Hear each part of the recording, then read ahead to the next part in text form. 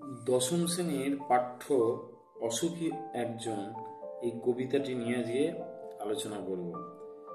দেখো, এই কবিতাটির রচয়িতা হচ্ছে চিলির একজন বিখ্যাত কবি, তার নাম পাবলো নেরুদা। অনেকে বলেন পাবলো পিকাসোর নাম অনুসরণ করে তার নামকরণ করা হয়েছিল। অসুখী একজন, তা এই কবিতাটার নামকরণের মধ্যে দিয়েই আমাদের কবি আমাদের ইঙ্গিত দিচ্ছেন, মনের মধ্যে একটা কল্পনা তৈরি করছেন যে কি কেউ একজন এই কবিতায় অসুখী আছে। এটাই কবিতার বিষয়বস্তু। অর্থাৎ আমাদের মনের মধ্যে একটা কৌতূহল জাগছে, কে অসুখী, কেন অসুখী, কিসের জন্য অসুখী। এই কৌতূহল নিরসনের জন্যই আমাদের কিন্তু সমগ্র কবিতাটি পাঠ করতে হবে। তা পাবলো নেরুদা চিলির বিখ্যাত কবি, তিনি স্প্যানিশ ভাষায় কবিতাটা লিখেছিলেন। সেটা পরবর্তীকালে বাংলায় অনুবাদ করেছেন নবারুণ ভট্টাচার্য, যিনি মহাশ্বেতা দেবী এবং বিজন ভট্টাচার্যের স্বনামধন্য পুত্র। তা এটা অরিজিনাল পাবলো নেরুদার এক্সট্রা ভাগারিয়া গ্রন্থের লা ডেসডিচাডা কবিতার অনুবাদ। এই অনুবাদটা আবার নবারুণ ভট্টাচার্যের বিদেশি ফুলে রক্তের ছিটে বলে কাব্যগ্রন্থের অন্তর্ভুক্ত হয়। তা এবার আমরা স্তবক ধরে ধরে আলোচনা করি, তাহলে বিষয়বস্তুটা পরিষ্কার তোমাদের সামনে উপস্থাপিত হবে। চলো শুরু করি। আমি তাকে ছেড়ে দিলাম, অপেক্ষায় দাঁড় করিয়ে রেখে দরজায় আমি চলে গেলাম দূর দূরে। এখানে কে কাকে ছেড়ে চলে গেলেন? কবিতার কথক তার প্রিয়তমাকে ছেড়ে চলে যাচ্ছেন। এর পটভূমিটা একটু বলতে হয় যে স্পেনে যুদ্ধ শুরু হয়েছে। সেই সময় স্পেনের সরকার ঘোষণা করেছিল দেশের সমস্ত যুবককে সংসারের মায়া কাটিয়ে যুদ্ধক্ষেত্রে যেতেই হবে। এই রকম কোন যুবক যে সুখে শান্তিতে সংসার করছিল, তার সেই সুখের শান্তিতে সংসার পরিত্যাগ করে প্রিয়তমার ভালোবাসার বন্ধন ছিন্ন করে যুদ্ধের উদ্দেশ্যে তাকে যেতে হচ্ছে। দেশমাতৃকার শান্তির জন্য, দেশমাতৃকার স্বাধীনতার জন্য, দেশমাতৃকার প্রয়োজনে তাকে যেতে হচ্ছে। এখানে তাই বলছে কবিতার কথক, বলছে আমি আমার প্রিয়তমাকে ছেড়ে চলে এলাম, তাকে অপেক্ষায় দাঁড় করিয়ে দরজায়। সে আমার জন্য অপেক্ষা করছিল। সে তো জানতো না যে আমি হয়তো আর ফিরবো না, কারণ যে যাচ্ছে সে নিজে জানে যে যুদ্ধের জন্য তাকে যেতে হচ্ছে। এই যাওয়াটা হয়তো তার জীবনের শেষ যাওয়া, তিনি আর ফিরে নাও আসতে পারেন।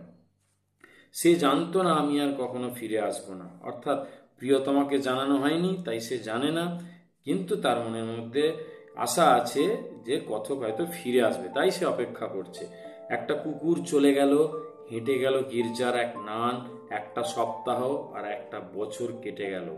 এটার মধ্যে দিয়ে সময়ের আবহমানকালীন যে চিত্র, মানে কারোর জন্য কিছু থেমে থাকে না, আটকায় না।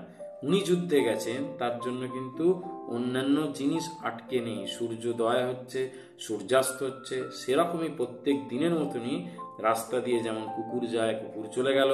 গির্জার একটা নান, মানে নান বলতে চার্চের সন্ন্যাসিনী, এই সন্ন্যাসিনীও যেমন তার কাজে যান বা যে সময় তিনি চার্চে যান সেই সময় আর 5টা দিনের মতো যেতেন, আজও গেলেন। একটা সপ্তাহের পর আস্তে আস্তে একটা মাস, মাস থেকে বছর, এইভাবে দিন অতিবাহিত হতে লাগলো। বৃষ্টিতে ধুয়ে দিল আমার পায়ের দাগ, ঘাস জন্মালো রাস্তায়। কবি কি বলছেন? কথকের মাধ্যমে বলাচ্ছেন যে আস্তে আস্তে সময় সবকিছু ঠিক করে দেয়, ভুলিয়ে দেয়। কিরকম না, এরকম ভাবে অনেক দিন তিনি বাড়ি থেকে দূরে রয়েছেন, যার ফলে কি হলো, আস্তে আস্তে তার সেই না আসার যন্ত্রণাটা প্রিয়তমার মন থেকে মুছে দিতে লাগলো। বৃষ্টির দাগ যেমন তার কি করলো, বৃষ্টি যেমন ধুয়ে দিল তার পায়ের দাগকে, সেরকম যেন কিছুটা হলেও কথকের স্মৃতি প্রিয়তমার মন থেকে মুছে দিতে সাহায্য করলো সময়। এবং যে রাস্তা দিয়ে তিনি গেছলেন সেই রাস্তায় একসময় পায়ের দাগ ছিল, বৃষ্টিতে মুছে দিল এবং ঘাস জন্মালো। আর একটার পর একটা পাথরের মতো, পরপর পাথরের মতো বছরগুলো নেমে এলো মাথার উপর।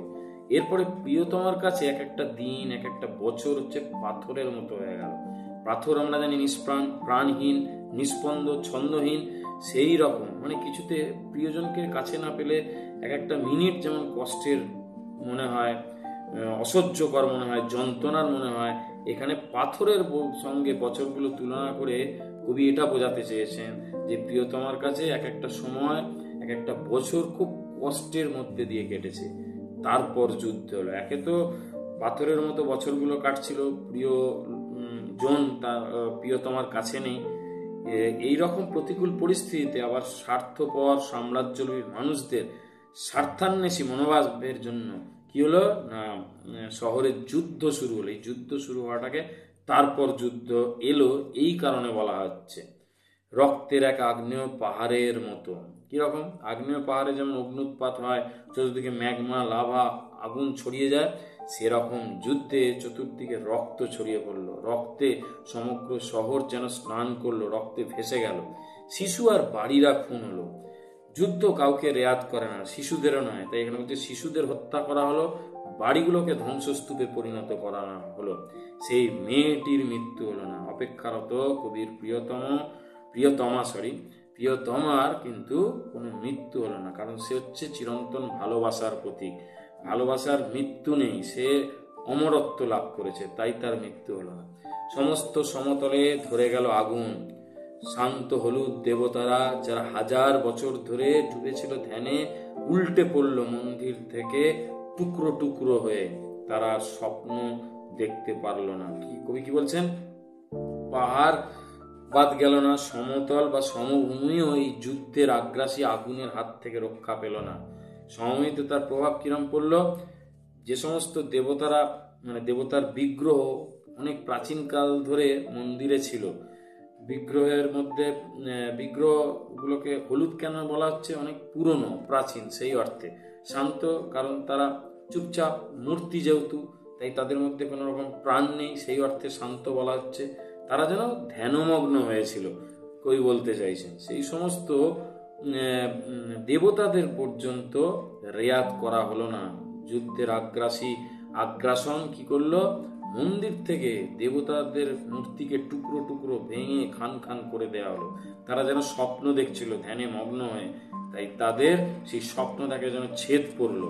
সেই মিষ্টি বাড়ি, সেই বারান্দা যেখানে আমি ঝুলন্ত বিছানায় ঘুমিয়েছিলাম, গোলাপি গাছ, ছড়ানো করতলের মতো পাতা, চিমনি, প্রাচীন জল তরঙ্গ সব চূর্ণ হয়ে গেল, জ্বলে গেল আগুনে। কবি কি বলছেন? যে যে একসময় যে বাড়িটাকে আমি ভালোবেসে তৈরি করি, মানে মিষ্টি মানে ভালোবাসার বাড়ি, স্নেহের বাড়ি, অনেক কষ্টে মানুষ তার স্বপ্নের বাড়ি তৈরি করে, সেই ভালোবাসা বোধকে বোঝাতে মিষ্টি বাড়ি কথাটা প্রয়োগ করা হয়েছে। আর বারান্দা ছিল যেখানে তিনি দোলনায় বিছানার মধ্যে ঘুমোতেন। দোলনার মধ্যে বিছানাকে এখানে ঝুলন্ত বিছানা বলা হচ্ছে, ঘুমাতেন। গোলাপি গাছ মানে পাহাড়ি গাছের কথা বলছে। ছড়ানো করতলের মতো পাতা, হাতের 5 আঙুলের মতো সেই গাছের পাতা হয়। সেই পাতা, চিমনি, ধোঁয়া নিঃসরণকারী এক ধরনের বলতে পারি মেশিন, বা অনেক বাড়িতে ব্যবহার করা হয় সেই চিমনি। প্রাচীন জল তরঙ্গ বলতে পুরনো বাদ্যযন্ত্রকে, বাজনাকে বোঝানো হচ্ছে।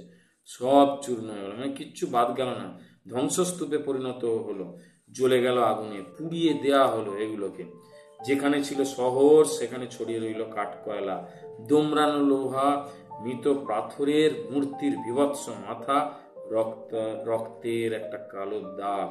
যেখানে সৌন্দর্য ছিল, শান্তি ছিল, প্রাণ ছিল, সেরকম একটা সুন্দর শহরে চতুর্দিকে শুধু ধ্বংসের চিহ্ন পড়ে রইল। কাঠ কয়লা দেখতে পাওয়া গেল, দুমড়ানো মোচড়ানো ভেঙে টুকরো টুকরো হয়ে যাওয়া লোহা দেখতে পাওয়া গেল।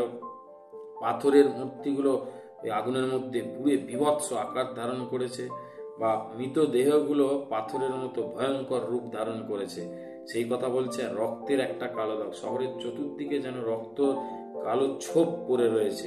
অনেক দিনের রক্ত থেকে থেকে কালো রূপ লাভ করেছে, সেটা বলতে।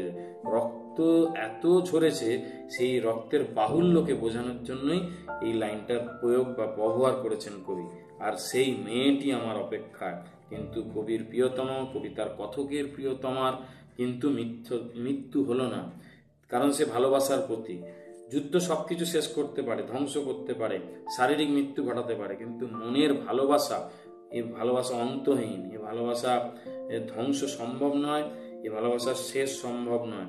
মেয়েটি যেহেতু ভালোবাসার প্রতীক, তাই মেয়েটি বেঁচে রইল। এই লাইনটার মধ্যে দিয়ে আমরা ক্লাস 9-এ আবহমান কবিতায় পড়েছি সেই চিরন্তন বিষয়বস্তুর কথা। এখানে চিরন্তন সেই ভালোবাসার কথাই যেন কবি বলতে চেয়েছেন। এই হচ্ছে সমগ্র কবিতার বিষয়বস্তু। আশা করি তোমাদের ভালো লাগবে। যদি ভালো লাগে বন্ধুদের মধ্যে শেয়ার করো, আর পাশে থাকার জন্য চ্যানেলটিকে সাবস্ক্রাইব করো। সঙ্গে থেকো, কবিতার ছন্দে থেকো। ধন্যবাদ।